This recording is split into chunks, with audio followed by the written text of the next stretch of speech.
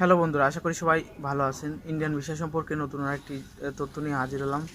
তো যে বিষয়টি নিয়ে সকলেই প্রশ্ন করছেন সেটি হচ্ছে এই মুহূর্তে আপনারা ভারতে যেতে পারছেন কি না পারছেন ট্যুরিস্ট ভিসা নিয়ে। তো এই বিষয়টি নিয়েই কিন্তু অনেকেই প্রশ্ন করছে, অনেকেই জানে না। তো বর্তমানে সকল বর্ডার দিয়েই কিন্তু ট্যুরিস্ট ভিসা নিয়ে ভারতে প্রবেশ করা যাচ্ছে, মেডিকেল ভিসা নিয়েও প্রবেশ করা যাচ্ছে, বিজনেস ভিসা নিয়েও প্রবেশ করা যাচ্ছে, সকল ধরনের ভিসা নিয়েও কিন্তু ভারতে প্রবেশ করা যাচ্ছে। তবে আপনাকে ইমিগ্রেশনে সঠিক তথ্য দিতে হবে কী কারণে আপনি ভারতে প্রবেশ করছেন। তো যদি সঠিক কারণ না বলতে পারেন তাহলে কিন্তু অনেকেই বাধা পাচ্ছে বা অনেকেরই ফেরত দিচ্ছে। তো রাজনীতির বিষয়ের কারণে কিন্তু এই বিষয়টি চালু হয়েছে।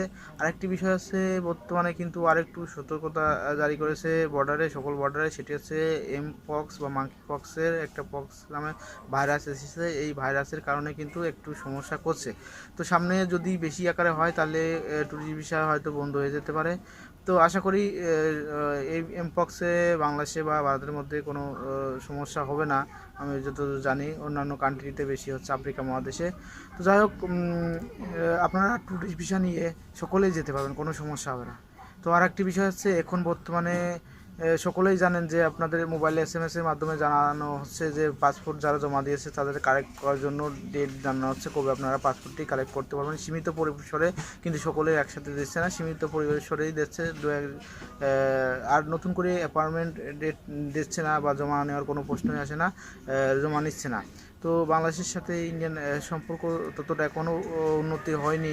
নতুন সরকার এসেছে, অন্তর্বর্তী সরকার, ডক্টর মোহাম্মদ ইউনূস আসার পরে কিন্তু ভারতের সাথে কোনো চুক্তিবদ্ধ হয়নি বা কোনো সংবাদ মাধ্যমে কিন্তু প্রকাশ হয়নি এমন আলাপ আলোচনা।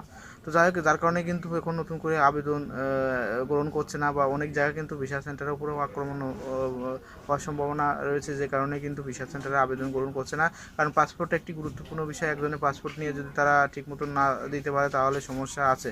যার কারণে এখন বর্তমানে আবেদন গ্রহণ করছে না এবং ভারতের থেকে ভিসাও দিচ্ছে না। তো ভারতের যারা কর্মচারী, যারা কাজ টাজ করতো, চাকরি করতো, তারা কিন্তু এখন বাংলাদেশে কেউ নেই, সকলেই ভারতে চলে গিয়েছে, যার কারণে এই সমস্যাটি হচ্ছে আর একটা বিষয়। তো এখন শুধুমাত্র পাসপোর্টগুলো ফেরতই পাবেন। আবেদন কবে থেকে গ্রহণ করবে সেটি কিন্তু কেউ জানে না। এই বিষয়টি নিয়ে অনেকেই হয়তো তথ্য প্রকাশ করতে পারে, আসলে এই বিষয়টি নিয়ে কোনো জানা যায়নি। তো এখন আপনারা মোবাইলে এসএমএস-এর মাধ্যমে জানা দেবে আপনারা যারা পাসপোর্ট জমা দিয়েছেন তাদেরকে কবে আপনার পাসপোর্টটি গ্রহণ করতে পারেন। তো আপনি মোবাইলে এসএমএস আসলেই তারপর যাবেন, না হলে কিন্তু ডেট অনুযায়ী যাবেন না। অনেকের কিন্তু অ্যাপয়েন্টমেন্ট ডেট নেওয়া আছে, তারাও কিন্তু জমা দিতে পারছে না, তাদের মোবাইলে এসএমএস-এর নির্দেশনা পরবর্তী সময়ের মধ্যে দেবে বলে জানিয়ে দিয়েছে। তো মেন যে বিষয়টি সেটি হচ্ছে ট্যুরিস্ট ভিসা। আপনারা সকল ট্যুরিস্ট ভিসা নিয়ে সকলেই কিন্তু সকল বর্ডার দিয়ে যেতে পারবেন। তবে কাস্টমার যে সেন্টারগুলো আছে, কাস্টম সেন্টারগুলো, সেখানে কিন্তু আপনাকে ভালো লিগালভাবে বলতে হবে কী কারণে আপনি ইন্ডিয়ায় যাবেন। তো যাই হোক, ভিডিওটি যদি আপনাদের ভালো লাগে লাইক, কমেন্ট, শেয়ার করবেন এবং আমার চ্যানেলটি সাবস্ক্রাইব